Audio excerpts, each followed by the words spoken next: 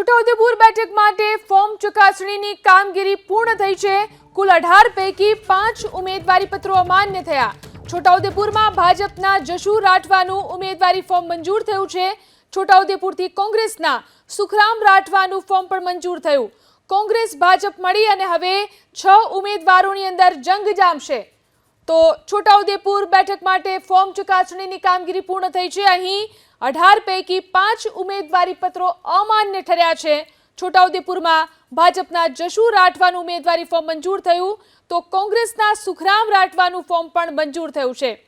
તો હવે કોંગ્રેસ ભાજપ મળી અને 6 ઉમેદવારો વચ્ચે છોટાઉદેપુરની અંદર ચૂંટણી જંગ જામશે। આજે ઉમેદવારી પત્રકની ચકાસણી થઈ રહી છે। अलग अलग બેઠકોના ઉમેદવારી પત્રોની ચકાસણી થઈ રહી છે। તેમાં છોટાઉદેપુર બેઠક માટે પણ ફોર્મ ચકાસણી પૂર્ણ થઈ ચૂકી છે। અહીં કુલ 18 પૈકી 5 ઉમેદવારી પત્રો અમાન્ય ઠર્યા છે અને અહીં ભાજપના જશુ રાઠવાનું ઉમેદવારી ફોર્મ મંજૂર થઈ ચૂક્યું છે તો કોંગ્રેસના સુખરામ રાઠવાનું ફોર્મ પણ મંજૂર થઈ ચૂક્યું છે। કોંગ્રેસ ભાજપ મળીને હવે 6 ઉમેદવારો વચ્ચે ચૂંટણી જંગ જામશે।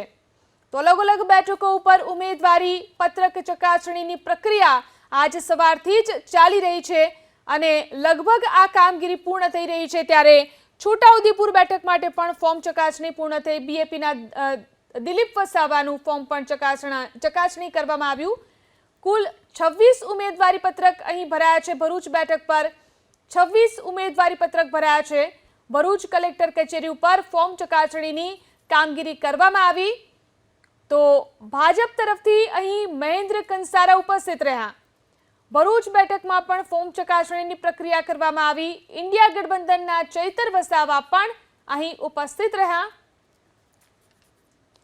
તો અલગ અલગ બેઠકો ઉપર ફોર્મ ચકાસણીની પ્રક્રિયા ચાલી રહી છે। છોટાઉદેપુર ભરૂચ ઉપરાંત બનાસકાંઠા બેઠકથી ચૌહાણ દિનેશ પાતાજીનું ફોર્મ રદ થયું છે। દિનેશ ચૌહાણે અપક્ષમાંથી ફોર્મ ભર્યું હતું। એફિડેવિટમાં પૂરતી વિગતો ન હોવાથી તેમનું ફોર્મ રદ થયું। બનાસકાંઠા બેઠક પર કુલ 41 જેટલા ફોર્મ ભરાયા હતા। બનાસકાંઠા બેઠકના ફોર્મ ચકાસણીની કામગીરી પણ પૂર્ણ થઈ છે। અહીં ચૌહાણ દિનેશ પાતાજીનું ફોર્મ રદ થયું છે। દિનેશ ચૌહાણે અપક્ષમાંથી ફોર્મ ભર્યું હતું। એફિડેવિટમાં પૂરતી વિગતો ન હોવાથી તેમનું ફોર્મ રદ કરવામાં આવ્યું છે। તો બનાસકાંઠા બેઠક પર કુલ 41 જેટલા ફોર્મ ભરાયા હતા। અહીં પણ ઉમેદવારી પત્રક ચકાસણીની પ્રક્રિયા પૂર્ણ થઈ છે। અહીં એક ફોર્મ રદ કરવામાં આવ્યું છે। દિનેશ ચૌહાણ કે જે અપક્ષ ઉમેદવાર હતા તેમનું ફોર્મ રદ કરવામાં આવ્યું છે। એફિડેવિટની અંદર પૂરતી વિગતો ન આપવાને કારણે તેમનું ફોર્મ રદ થયું છે। બનાસકાંઠા બેઠક પર કુલ 41 જેટલા ફોર્મ ભરવામાં આવ્યા હતા। વાત કરીએ માણાવદર વિધાનસભાની પેટા ચૂંટણી માટે પણ 7 ફોર્મ માન્ય થયા છે। માણાવદરની અંદર પેટા ચૂંટણી યોજાવા જઈ રહી છે ત્યારે અહીં 7 ફોર્મ માન્ય થયા છે। અહીં પણ ઉમેદવારી પત્ર ચકાસણી કરવામાં આવી। ભાજપ કોંગ્રેસ અને 2 અપક્ષ ઉમેદવારોના ફોર્મ માન્ય થઈ ચૂક્યા છે તો 4 ઉમેદવારો વચ્ચે હવે અહીં પેટા ચૂંટણીનો જંગ જામશે।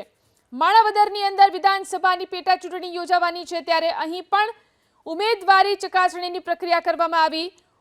ફોર્મ ચકાસણીમાં અહીં 7 ફોર્મ માન્ય ઠર્યા છે। ભાજપ કોંગ્રેસ અને 2 અપક્ષ ઉમેદવારોના ફોર્મ માન્ય ઠર્યા છે ત્યારે હવે અહીં 4 ઉમેદવારો વચ્ચે ચૂંટણીનો જંગ જામશે। વિવિધ બેઠકો ઉપર ઉમેદવાર પત્રકની ચકાસણીની પ્રક્રિયા આજે કરવામાં આવી રહી છે। તો જે રીતે આ કામગીરી પૂર્ણ થઈ રહી છે માણાવદરની અંદર પણ વિધાનસભાની પેટા ચૂંટણીનો જંગ છે ત્યારે અહીં પણ 7 ફોર્મ માન્ય ઠર્યા છે। ભાજપ કોંગ્રેસ અને 2 અપક્ષ ઉમેદવારોના ફોર્મ માન્ય ઠર્યા છે। હવે અહીં 4 ઉમેદવારો વચ્ચે પેટા ચૂંટણીનો જંગ જામશે। માણાવદરની અંદર વિધાનસભાની પેટા ચૂંટણી પણ સાથે સાથે જ યોજાઈ રહી છે। તો જે રીતે અલગ અલગ બેઠકો માટે ઉમેદવારી પત્રક ચકાસણીની પ્રક્રિયા પૂર્ણ થઈ રહી છે। છોટાઉદેપુર ભરૂચ બનાસકાંઠા આ તમામ બેઠકો ઉપર આજે ઉમેદવારી ફોર્મની ચકાસણીની પ્રક્રિયા કરવામાં આવી છે। માણાવદર વિધાનસભા પેટા ચૂંટણી પણ આ ચૂંટણીની સાથે યોજાવાને જઈ રહી છે ત્યારે અહીં પણ ઉમેદવારી પત્રક ચકાસણીની પ્રક્રિયા કરવામાં આવી।